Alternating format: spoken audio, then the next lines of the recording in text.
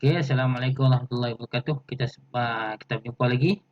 Sebelum ni kita dah belajar kepribadian Nabi Muhammad SAW dalam menghadapi penentangan masyarakat Mekah. Okey. Buku teks Sedikit Islam ke surat 117. Kita dah belajar nombor 1, Nabi Muhammad seorang yang sabar dan tabah. Kedua, Nabi Muhammad berpendirian teguh. Dan kita akan sambung yang ketiga, iaitu Nabi Muhammad SAW ni bijak merancang. Okey, nak dakwah kaum jahiliyah ini bukannya senang, sebab kaum jahiliyah ni amalan amalan nenek moyang mereka tu mereka melakukan amalan turun-temurun, iaitu menyembah berhala, minum arak, berjudi, sedangkan dalam Islam mengharamkan semua perkara tu. Jadi mereka ni susah nak tinggalkan benda tu. Jadi nak dakwah mereka ni, Nabi Muhammad terpaksa merancang berbagai cara. Jadi Nabi Muhammad kena bijak merancang strategi supaya dakwah Nabi Muhammad itu berhasil ataupun berjaya. Baginda diperintahkan Allah Subhanahu Wa Taala berhijrah ke Madinah ketika Abu Jahal dan sekutunya merancang membunuh Nabi Muhammad sallallahu alaihi wasallam. Nabi Muhammad ni sudah usaha pelbagai perkara, pelbagai cara sudah nak dakwah, dan sehingga Nabi Muhammad telah diancam untuk dibunuh oleh siapa? Musuh Nabi Muhammad, iaitu Abu Jahal. Bapa saudara Nabi Muhammad ni terlampau geram sangat sampai nak bunuh Nabi Muhammad. Jadi Nabi Muhammad terpaksa, Nabi Muhammad ini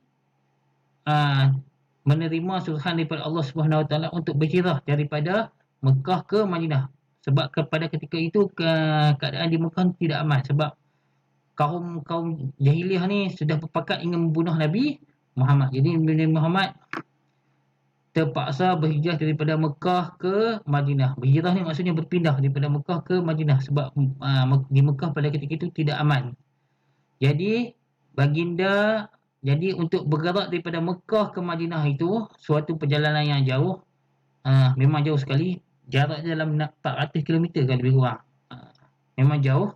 Jadi nak pergerakan tu Nabi Muhammad terpaksa merancang, takut nanti sepanjang perjalanan nanti diganggu oleh kaum Arab Jahiliyah ni, ataupun nanti Nabi Muhammad ditangkap dan sebagainya. Jadi Nabi Muhammad tak boleh nak berhijrah daripada Mekah ke Madinah. Jadi Nabi Muhammad terpaksa merancang. Apa yang Nabi Muhammad buat ialah untuk berhijrah daripada Mekah ke Madinah itu, untuk mengelak daripada Nabi Muhammad diancam oleh kaum Abu Jahal ni, baginda memilih jalan ke selatan untuk ke Madinah. Ke selatan. Okey. Kalau kamu tengok dekat sini, gambar kat sini kabur sikit. Siapa Ustaz Zul? Ini merupakan peta daripada Mekah ke Madinah. Ni. Ya, Ustaz Zul bagi besar sikit . Ni dekat skrin ni kabur sikit. Kalau kamu tengok dalam kutip mungkin jelas. Kalau kamu tengok dalam peta Arab Saudi, Mekah di bawah ni, Mekah arah selatan, manakala Madinah ke utara. Manakala yang jalur merah ni merupakan laluan umum, laluan yang biasa dilalui lah, jalan dekat daripada Mekah ke Madinah, jalan yang dekat. Okey. Tapi oleh kerana pergerakan Nabi Muhammad ni, perjalanan Nabi Muhammad daripada Mekah ke Madinah ni, untuk mengelakkan daripada dikesan daripada kaum Arab Jahiliyah ni, Nabi Muhammad terpaksa bergerak melalui jalan yang bukan jalan biasa, jalan lain. Ni jalan yang warna hijau inilah ni merupakan laluan yang dilalui oleh Nabi Muhammad. Jalan ni merupakan jalan yang jauh. Lepas tu jalan dia melalui kawasan yang berbukit-bukit, berbatu-batu, dan jarang orang lalu jalan ni. Jadi Nabi Muhammad memilih jalan ini supaya Nabi Muhammad selamat dalam perjalanan dan supaya tidak diganggu oleh kaum Arab Jahiliyah.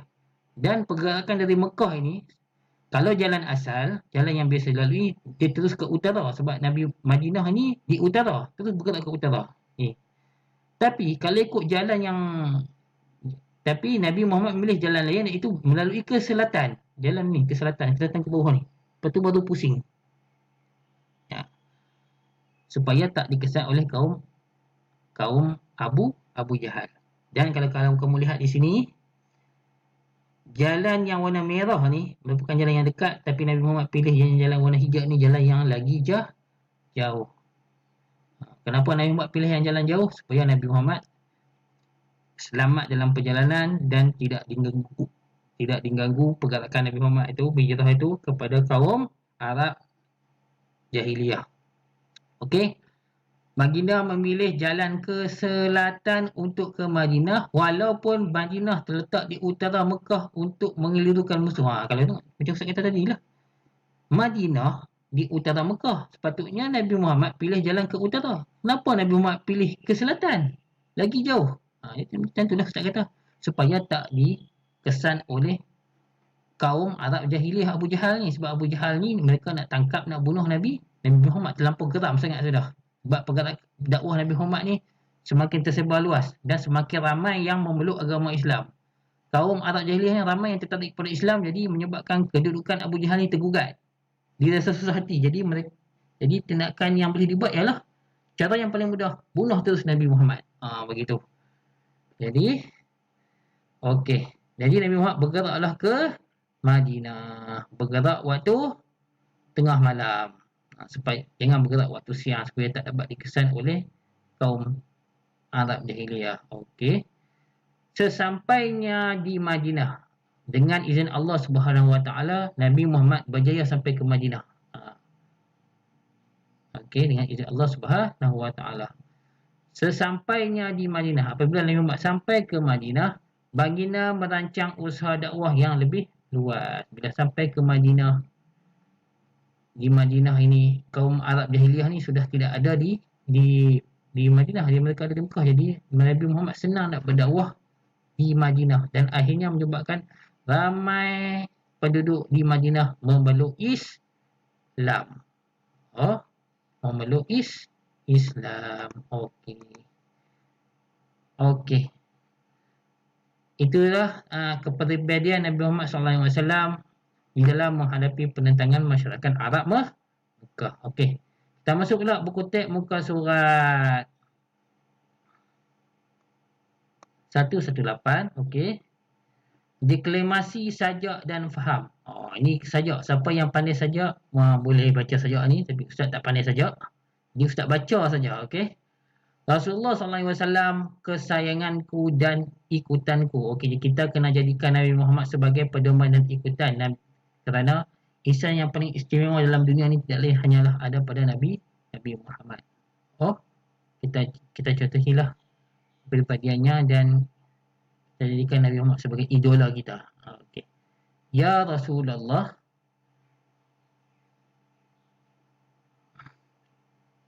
mengenangmu. Maksudnya kita teringatkan Nabi Muhammad, kita rindukan Nabi Muhammad. Menjejaki sirahmu, maksudnya kita belajar sirah Nabi, kita ambilkan pengajaran. Membuatkan kami rindu padamu, menyebabkan kita rindu, kasih sampai ke tahap kalau kita sayang kepada Nabi Muhammad, sampai ke tahap kita nak berjumpa sendiri dengan Nabi Muhammad. Sesiapa yang mengamalkan sunnah Nabi Muhammad, selalu berselawat kepada Nabi Muhammad, insya-Allah dengan izin Allah dia boleh berjumpa dengan Nabi Muhammad. Di mana? Dalam mimpi. Allahu Akbar. Yang dapat berjumpa dengan Nabi Muhammad dalam mimpi tu memang hebatlah. Amalan dia tu. Okey. Mengagumi kepribadianmu, maksudnya kita kagum dengan kepribadian Nabi Muhammad. Menganjungi akhlakmu, maksudnya kita mengamalkan akhlak yang ada pada Nabi Muhammad. Okey. Wahai kekasih Allah, okey, Nabi Muhammad ni kasih Allah. Ketenangan, ketabahan, kesabaran dan pekertimu. Maksudnya Nabi Muhammad ni ada dalamnya sifat ketenangan, ketabahan. Nabi Muhammad seorang yang cekal kuat. Nabi Muhammad seorang yang sabar. Sabar ni benda yang paling susah orang nak ikut, tapi pahala dia sangat besar. Kesabaran ni antaranya tahan marah, maksudnya tak cepat marah. Dan pekertimu, kepada Nabi Muhammad, inspirasi hidup kami, memberikan inspirasi kepada kita untuk secara memberi Nabi Muhammad ni menjadi inspirasi kepada kita untuk terus menjalani kehidupan kita dengan baik. Dirimu sebagai ikutan dan teladan. Okey. Wahai Rasulullah, kami amalkan akhlakmu yang mulia. Pasti disayangi ibu dan bapa. Maksudnya kalau kita mengamalkan akhlak seperti mana yang dilakukan oleh Nabi Muhammad, maksudnya kita jadikan Nabi Muhammad sebagai idola kita. Yang pertama sekali, kesan dia, kita akan disayangi ibu Ibu bapa akan suka dengan kita, sayang dengan kita. Disenangi guru, bukan ibu bapa saja yang sayang pada kamu, guru pun suka dengan kamu. Sebab kamu ni tak pernah cakap bohong, baik dengan semua orang, sabar. Rakan dan taulan, bukan setakat guru, kawan-kawan kamu pun suka dengan kamu, kamu akan dapat ramai kawan. Permusuhan dapat dihindarkan, maksudnya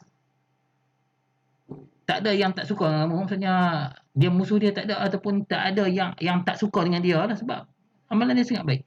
Bila kita buat amalan baik, jadi ramai orang suka dengan kita.